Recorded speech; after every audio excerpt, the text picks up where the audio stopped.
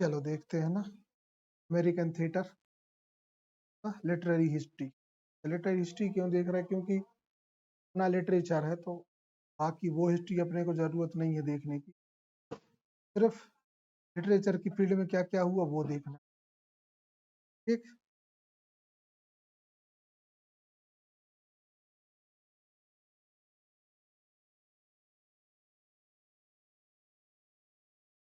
America का जो theatre का जो हिस्ट्री वो बहुत रिच है, बहुत डाइवर्स है ना, और बहुत ही शानदार तरीके से बुना गया है।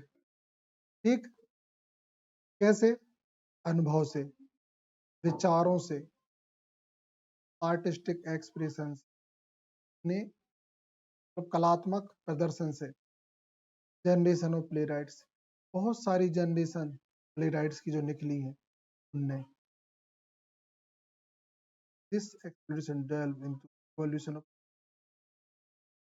ये जो एक्सप्लोरेशन है ना अमेरिकन थिएटर का, जो ये उसके कोलोनियल पीरियड से ही स्टार्ट हो जाता है, और हम देखते हैं vibrant contemporary landscape, colonial period से स्टार्ट होता है और आज भी ये जो है वर्तमान में कंटेम्प्रेरी टाइम में एक शानदार सिनेरियो बना हुआ है। ठीक। ये वहाँ के रिच एंड डाइवर्स थिएटर की बात की गई। अब देखते हैं colonial period and early American play. Early American play पर प्राइमरी रिलीजियस इन नेचर, पहले के वो क्या होते थे? धार्मिक होते थे। Often featured themes of morality and virtue, पहले क्या है, जितने भी थिएटर में जो वर्क लिखे जाते थे वो क्या होते थे? मोरालिटी बेस होते थे। क्या बेस होते थे? नैतिकतापूर्ण ना, वर्चू, इंसान की वैल्यू वैल्यू पे बेस होते थे। ठीक। पहले के प्ले। फिर देखें फर्स्ट थिएटर्स, पहले जो थिएटर रहे, सबसे शुरुआत में थिएटर कैसे रहे? First permanent theatre were built late 17, मतलब 1600 से 1700 के बीच ये बने। डेट बोला है तो 1675 से 1700 के बीच में। ठीक। With play inspiration from European tradition, किस चीज को लेके? यूरोपियन ट्रेडिशन को। राइज ऑफ अमेरिकन थीम, अब अमेरिकन थीम कब राइज हुई? पहले तो सब यूरोपियन स्टाइल में चल रहा है। प्लेराइट्स begin incorporating uniquely American themes and stories, marking the emergence of national। American theatre की जो शुरुआत है ना, का टाइम तो नहीं दिया, लेकिन धीरे धीरे जो उसने अपनी जगह कहानियों के थ्रू धीरे धीरे जगह बनाई। ठीक। ओके। पहली बात है कि 19th सेंचुरी में क्या हुआ थिएटर के फील्ड में। तो पहला है अमेरिकन रोमांटिसिज्म कब इमर्ज। तो अमेरिकन रोमांटिसिज्म के बारे में बात की जाती है कि ये प्लेज अक्सर किस चीज की बात करते थे? Emotion, individualism, beauty of nature, है ना, ये सारी चीजें अमेरिकन रोमांटिसिज्म की थीम्स थी। कौन सी थीम थी? की थीम्स। फिर मेलोड्रामा। अच्छा, इस बात का विशेष ध्यान रखना कि ये जो थीम आप देख रहे हो, ये जो चीजें, ये 19th सेंचुरी में अमेरिका का थिएटर राइज हो रहा है उसमें है। ये कब की है? उसकी 17th सेंचुरी का जो थिएटर था उसमें किस चीज की बात हो रही थी? अब बात हो रही है रोमांस। ठीक। सेकंड चीज ड्रामा। मेलोड्रामा मतलब क्या होता है? जिसमें कि आप एंजॉय करते हो, है ना। पहली चीज ये मेलोडी से बना है, मेलोडी। ठीक है। और इसमें ड्रामा भी है। तो बिकम पॉपुलर एग्जैगरेटेड कैरेक्टर, मतलब इसमें थ्रिलिंग प्लॉट्स होते हैं। थ्रिल मतलब एकदम करंट लग जाना शरीर में। और बात करें मोरालिटी की, तो क्लियर कट मोरल कॉन्फ्लिक्ट होता है। ठीक है, 2 चीजें हो गई। थर्ड देखो, अमेरिकन प्लेराइट्स कौन कौन से थे? 19th century in the sense 1800 to 1900। Clear? Now, early American playwrights, notably playwrights like Diane Boucicault and William Gillette, ठीक, ये 2 बंदे हैं, emerged contributing to the developing and dramatic writing। ये 2 भाई लोगों ने काम किया, दोनों के नाम याद रखना। ये के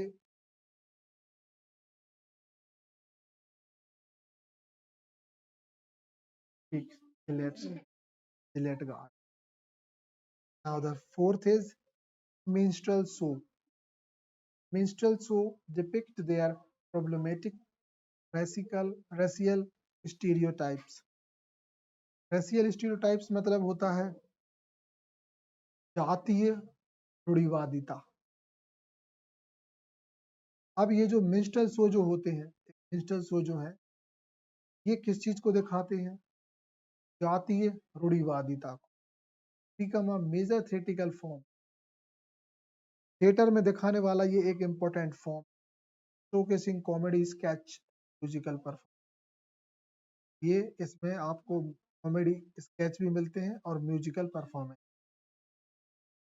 इसमें मिनिस्ट्रल शोज में, मिनिस्ट्रल एक प्लेस का नाम है जहाँ पे ये शो परफॉर्म होते हैं, शो कहलाते हैं।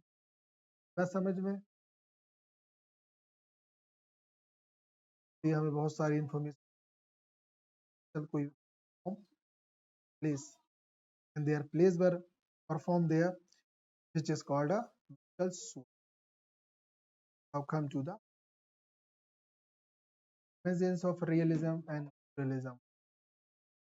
We are already know about that the realism and realism we have already completed few days ago। Now the realism, here are not the importance for explaining for you, we are already discussed। Clear what is real? Now the real naturalism, clear? If the key playwrights, yes, this is important, those who follow these themes। Notable playwrights of this era including Gus Wilson, Arthur Miller and Tennessee। Clear? These 3 diggaj, Augustus Wilson, Arthur Miller, Tennessee Williamson। Tennessee Williamson is the most important। Tennessee, Tennessee, Tennessee, है ना? Tennessee Williamson का एक work है, that is class degree. Yes, MA के syllabus में मिलेगा आपको, most IMP. ये तो विश्वास नहीं होता, हमें कभी लगता था क्या, देखो जब हम अपने आप को खुद को टटोलते हैं आप पे ना पूरा एमए, सब अपने जान जाते हैं। है कि आपको होता नहीं है, पढ़ लो पेपर में बैठ, अगर तुम लोगों ने सच में पढ़ा होगा पेपर में देखेगा, नहीं तो कहेगा कि ये क्या है। But is clear?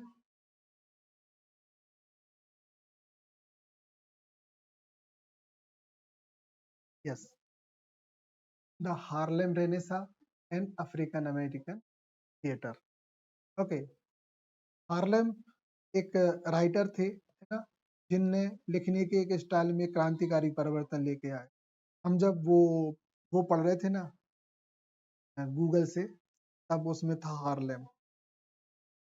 और अफ्रीकन अमेरिकन थिएटर मतलब ये बंदा जो हार्लेम था ना, ये वहाँ अफ्रीका से कनेक्टेड शायद अफ्रीकन ही था। ठीक है, बात करते हैं ब्लैक थिएटर की। Black theatre movement, the Harlem Renaissance witnessed a surge in American theater artistic expression including theater। ठीक है, ये बंदा इसका लीडर था। नेक्स्ट बात करते हैं प्ले राइट्स।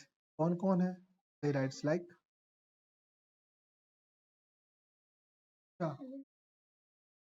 अरे विटनेस मतलब होता है उसका प्रमाण होना, विटनेस सबूत देने वाला। हाँ, सर्च मतलब होता है इस चीज की पुष्टि की गई है। तो ये हार्लेम इस चीज की पुष्टि करते हैं।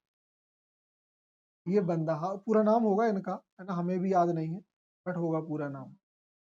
ठीक है, बात करें प्ले राइट्स कौन कौन है, तो वो है Langston Hughes, Lorraine Hansberry and Augustus Wilson. Augustus Wilson is the most important person. Explored the complexity of African American। तुम लोग अगर ऐसे कोई नोवेल को पढ़ोगी ना, तो देख के थोड़ा सा ना सहम भी जाओगी, मतलब ऐसे सहम जाओगी, गुस्सा आएगी तुम्हें। हद हुआ फिर अब मतलब ना, जैसे अपने यहाँ पे, अपने यहाँ सुनो, अपने यहाँ जैसे ये जो एस सी के साथ होता है ना, छुआछूत जाति पाति, बेचारे वो लोग वही भोगे हैं। देखो, समझे, वो लोग वही भोगे हैं। मतलब हमारे यहाँ जैसे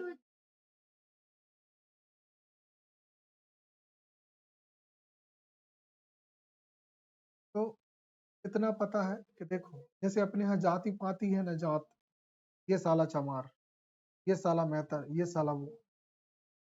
हाँ, हाँ। तो अपने यहाँ जैसे इनको धुतकारते हैं ना, ऐसा अफ्रीका अमेरिका में आज भी ना इन लोगों को ऐसे बोलते हैं,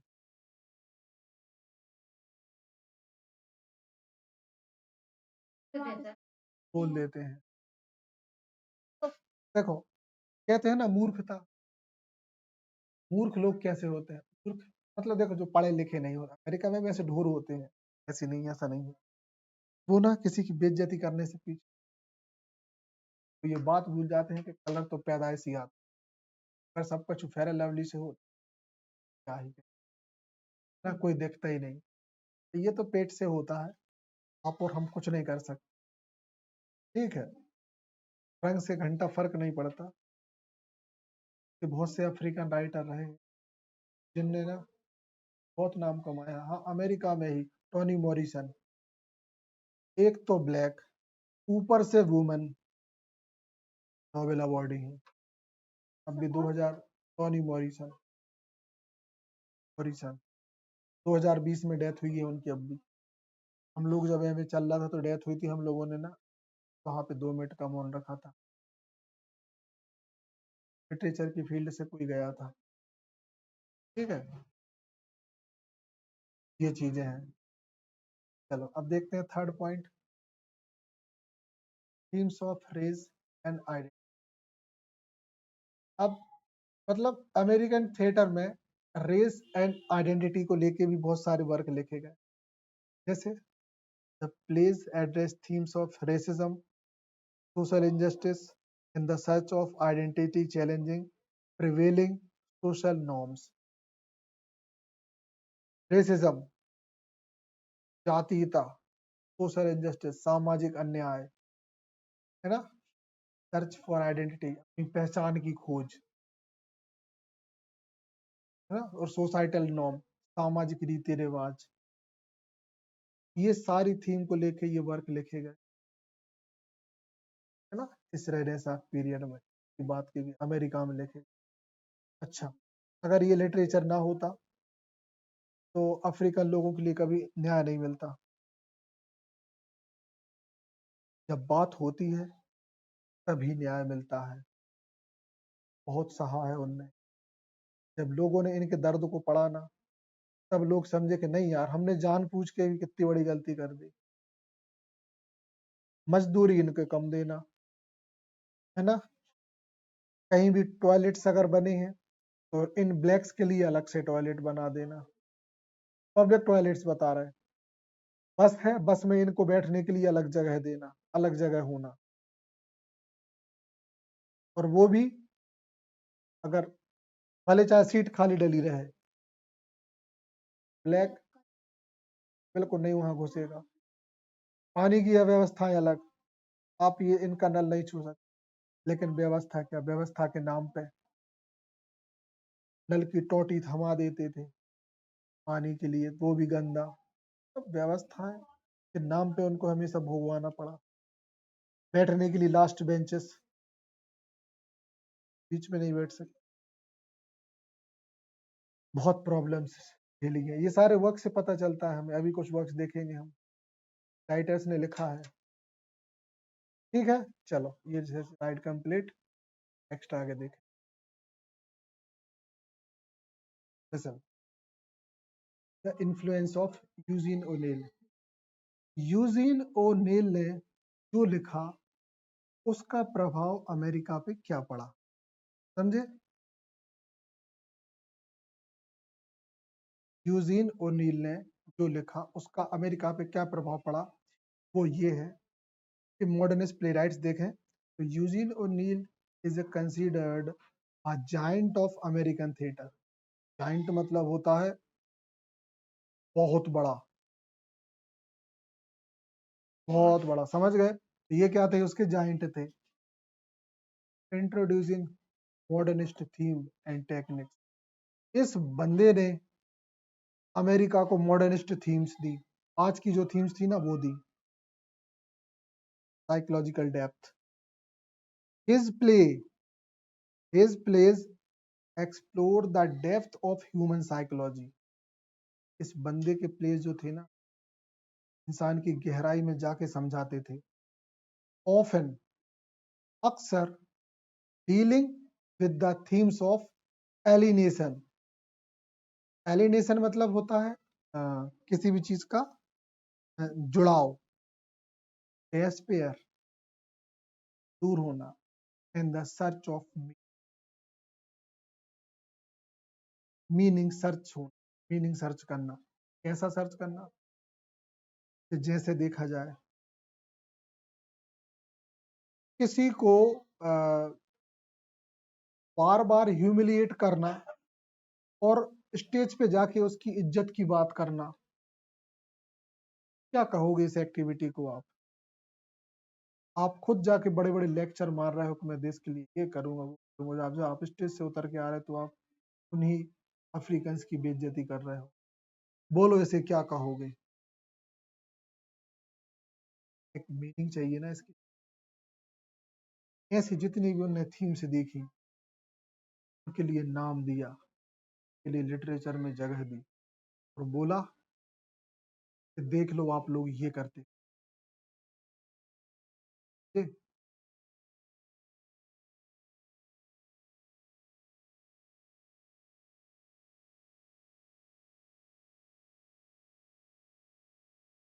अफ्रीकन को मतलब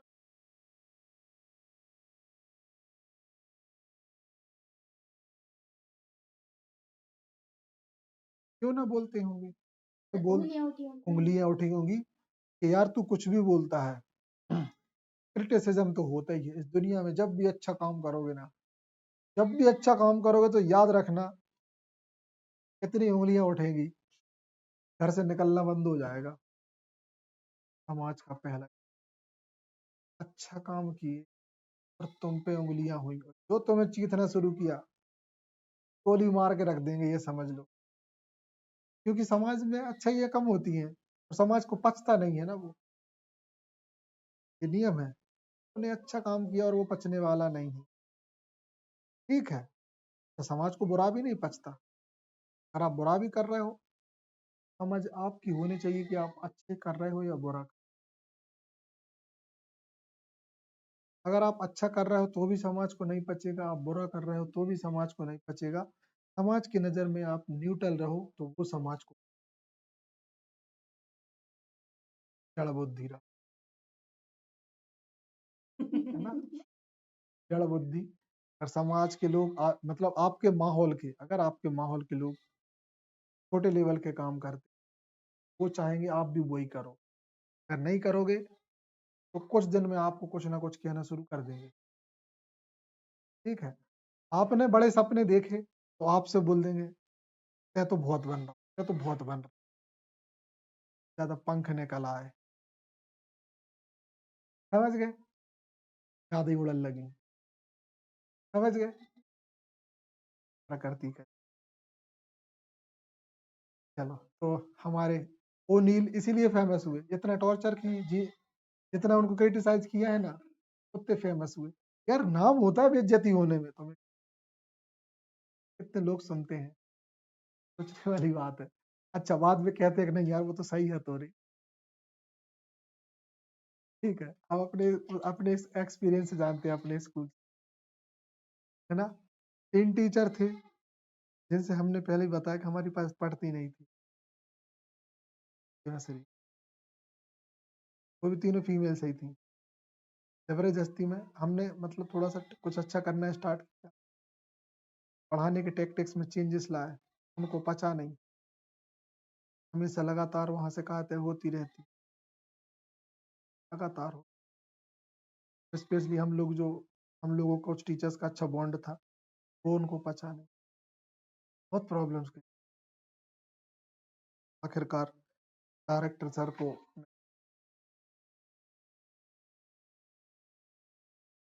बात नहीं बन रही, है ना, वो तो अपनी मजबूरी है, इसको रखना पड़ रहा है। और फिर ने भी अपनी डिमांड भी रखी हर साल प्रमोशन तो होने, और हम लोगों की बात नहीं बनी, छोड़ना पड़ा। और कुछ समय बाद जब वक्त के साथ एहसास हुआ फेमस लोगों की जरूरत हुई, आज वो दिन है। पहले हम 11th और 9th चेज कर रहे थे, आज वो दिन है कि हम अकेले 9th 10th 11th 12th पूरा एसएसटी डिपार्टमेंट हमारे हैंड ओवर। तो कहा, इसको कहा जाता है विश्वास। ठीक है, नहीं यार वो सही था, टाइम लगा अपन को समझने, 1 साल लग गई समझ। ठीक है, तो ये होता है विश्वास, वक्त लगता है। आज देखो, पहले हमसे कोई ऊपर थे तो हमें अपनी गलतियां चेक कराने उनके पास जाना होता था, आज हम बॉस हैं, इसे चेक कराने के हम क्या है, मजबूर नहीं है। मतलब हम जो करेंगे ना, और भी एसएसटी का जो टीचर आया है या आई है, फीमेल है, तो अब उन्हें हमें फॉलो करना पड़ेगा, समझ रहे हैं ना ग्रेटनेस। अब वो हमारे नीचे हैं, जबकि हम दोनों ने साथ में ज्वाइनिंग ली है, लेकिन पावर हमें दी गई है। आप इसमें जो चाहें आप अपने वो करें, राजा हैं आप। तो ये होता है, कभी आपको क्रिटिसिज्म झेलना पड़ेगा, लेकिन सही रहोगे तो पहचान मिलेगी, पकड़ लेंगे कि नहीं यार गलत हो गया अपन से। ठीक, और उनको जाना पड़ा जो पहले थे, उन लोगों को जाना पड़ा, क्योंकि आप गलत अफवाह फैलाएंगे तो आपको ऐसी चीजों का सामना करना पड़ेगा जो आपको प्रॉब्लम में डालेंगे। आप बढ़िया मस्त रहो अपने जैसे, अपने काम को पूरी दिलेरी से करो, दुनिया क्या कहती है भाड़ में जान दो, अपने काम को दिलेरी से करो पूरी ताकत से, आसपास के लोग अच्छा बुरा कहेंगे, मजा आता रहे। Now the last point is innovation. O'Neill experimented unconventional dramatic symbolism. हमारे जो ओनील थे, इनने अनकन्वेंशनल ड्रामेटिक स्ट्रक्चर्स बनाए, सिंबोलिज्म का यूज किया, and revolutionizes rising American play writing. और अमेरिका की जो प्ले राइटिंग थी, पुराने घसे पेटे तरीके, उन जंजीरों को तोड़ने वाले बंदे यूजियन, एक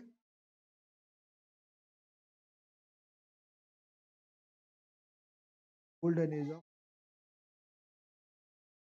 critical acclaim, the golden age of flourishing playwriting talent with work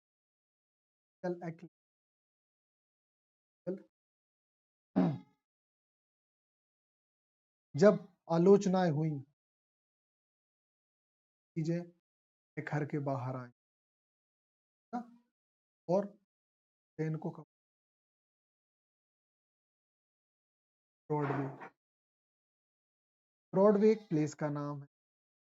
Broadway become the centre of है अमेरिका अमेरिकन थिएटर।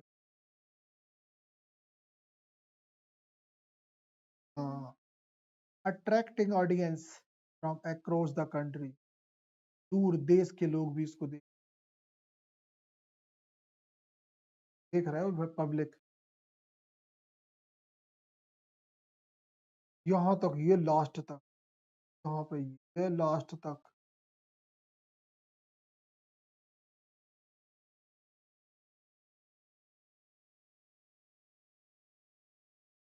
फिर इस ब्रॉडवे का डिस्कशन करके जरूर आना है। एक यूजीन ओनाइल भैया, Broadway, Renaissance, American theatrical Renaissance, keywords पकड़ के रखना। अगर आपने 30 वर्ड के आंसर में अगर ये 4-5-6 वर्ड भी डाल दिए तो बंदे को पता चल गया कि आपने तो पढ़ा है समझ।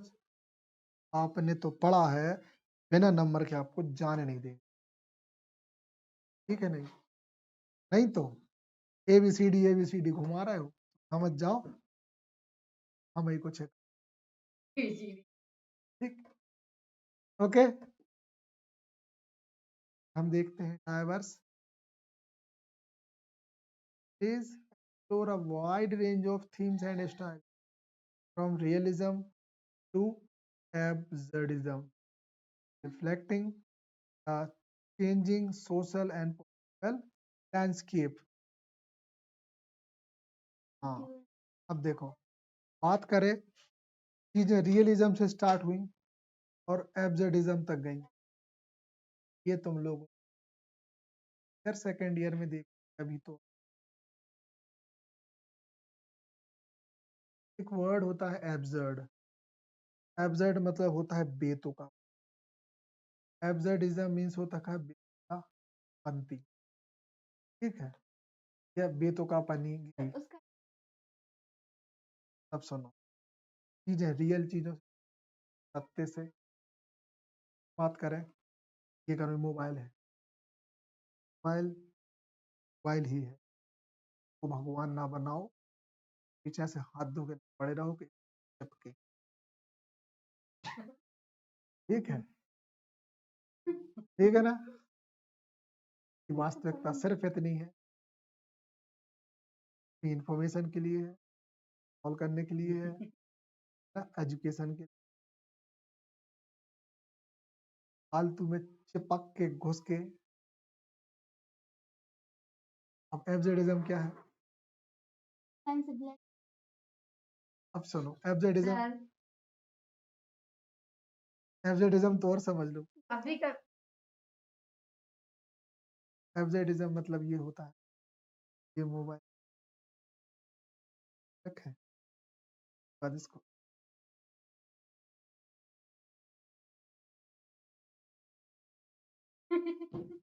सुनो,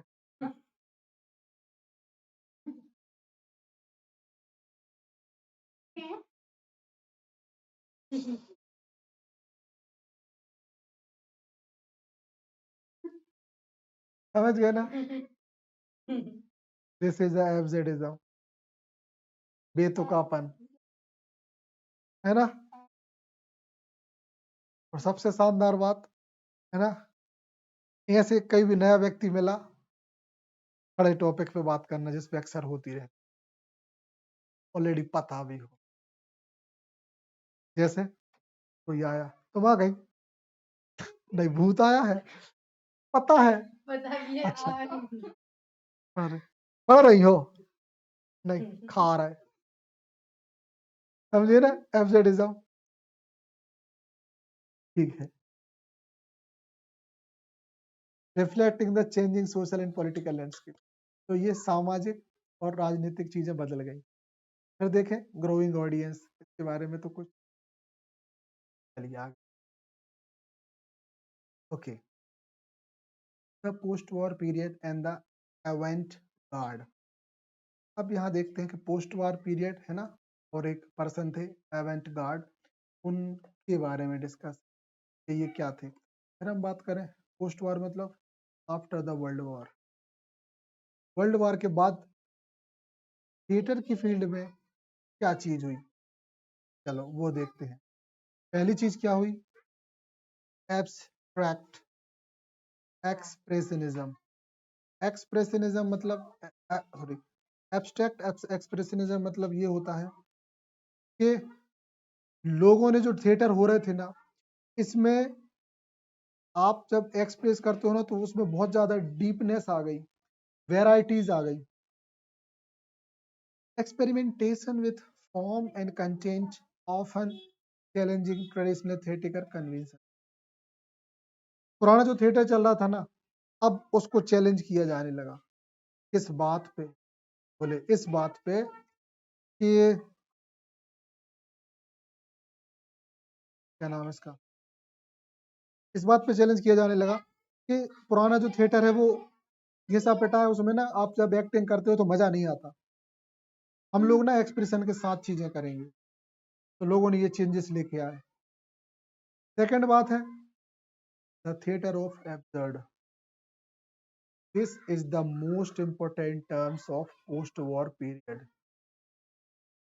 थिएटर ऑफ एब्सर्ड, उस चीज का बेतुकेपन का थिएटर, थिएटर्स में बेतुकापन दिखाने जाने लगा, है ना।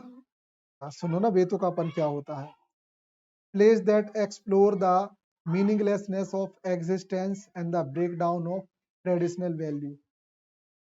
हाँ, हमेशा जो मान लो नैतिकता पे मोरालिटी पे बातें होती थी, अरे भाड़ में गया, कछु भी दिखाओ, बेतुकापन जीवन का, भी जीवन का बेतुकापन देख चुके ना। तो जब इसका भी कोई एक्टिंग करेगा, जैसे आपकी कोई एक्टिंग जैसे हम ही ने की, कोई रिकॉर्ड कर रहा होता, हमने करके दिखाया ना, तो हमने जो एक्टिंग की, हमने थिएटर ऑफ एब्सर्ड की परफॉर्मेंस दी। अच्छा, कोई व्यक्ति देख रहा होगा मान लो ये नाटक, क्या कि ये कर क्या रहा है, तो ये नहीं पता हम बताना क्या चाह रहे हैं। हम जो कर रहे थे देख के वो समझ जाएगा, बता रहा कि ये आजकल की जनरेशन ऐसा करती है रोज। समझ गए क्या है जनरेशन, कुछ भी कर रही। मान लो ऐसा ड्रामा हमने बनाया कि हम अब घर से निकले, फालतू घूम रहे, घूम घाम के घर आ गए, सो गए, फिर उठे फिर गए घूमने। ठीक, इस थिएटर इस नाटक में क्या था, बोले यही तो खासियत थी, इसमें कच्छु नहीं था, ये जिंदगी है रोज की, साड़ी की साड़ी जिंदगी।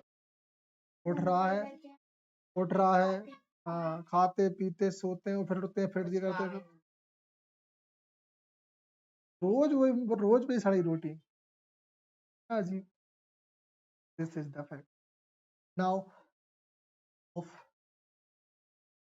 The rise Broadway theatre governmental and the alternative production. Off Broadway मतलब ब्रॉडवे से बाहर जो थिएटर है उस पर एक्सपेरिमेंट किए जाने लगे, और थिएटर के बहुत सारे अल्टरनेट्स निकल आए। मतलब पहले जो थिएटर था वो सिर्फ ब्रॉडवे में परफॉर्म, ब्रॉडवे एक जगह थी, लेकिन अब थिएटर अमेरिका की गलियों में निकल के आ रहा, दूसरे लोग भी परफॉर्म है, समझ, ये हो रहा।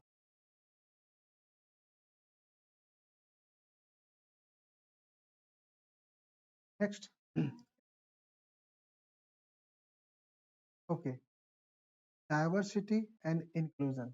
चीज की बात हो रही, the contemporary American theatre landscape. Contemporary मतलब आज का, वर्तमान में जो अमेरिकन थिएटर चल रहा है उसकी क्या कहानी है वो सब। तो ये डाइवर्स है और समायोजित करने वाला है। डाइवर्स मतलब विविधतापूर्ण, इंक्लूजन मतलब समाहित करने वाला, मतलब इसमें सब कुछ है, समझ गए ना, सारी चीजें इसमें समाहित हो जाएंगी। नेचुरलिज्म, रियलिज्म, रोमांटिसिज्म, एब्सर्डिज्म, सब कुछ एक नाटक में। आप पहले क्या था, सिर्फ मूरल, समझ गए, बड़े अजीब था। फिर बात करें रीजनल थिएटर, क्षेत्रीय थिएटर।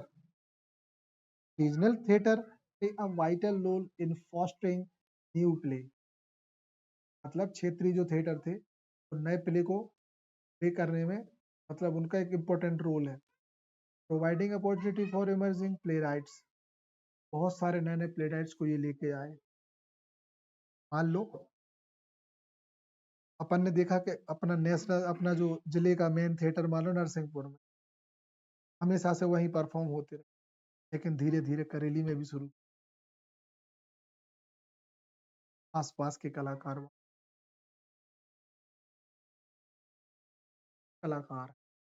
सही है, ये कहलाता regional theatre. Significance of American theatre literary. American literary history provide insight into the cultural, social, and political context of different eras. By studying the evolution of American theater, in a deeper understanding of a nation, history, and identity. That means America के जो साहित्यिक इतिहास में theatre है, उसने सामाजिक, सांस्कृतिक और पॉलिटिकल कॉन्टेक्स्ट में डिफरेंट एराज में डिफरेंट काम, मतलब एक अलग ही काम किया है।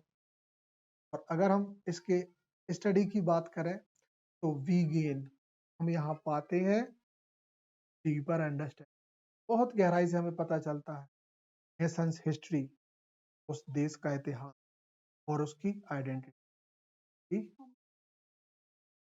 अमेरिका को हम थिएटर की वजह से, ठीक। तो ये था हमारी छोटी सी स्लाइड अमेरिकन थिएटर।